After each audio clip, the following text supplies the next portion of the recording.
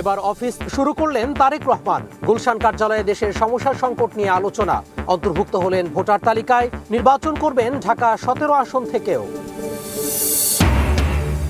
দেশকে অস্থির করে নির্বাচন বানচালের চেষ্টায় কিছু লোক। অভিযোগ মির্জা ফখরুলের। সবাইকে সতর্ক থাকার আহ্বান। ভোটে এআই এর অপব্যবহার নিয়ে বিএনপির উদ্বেগ।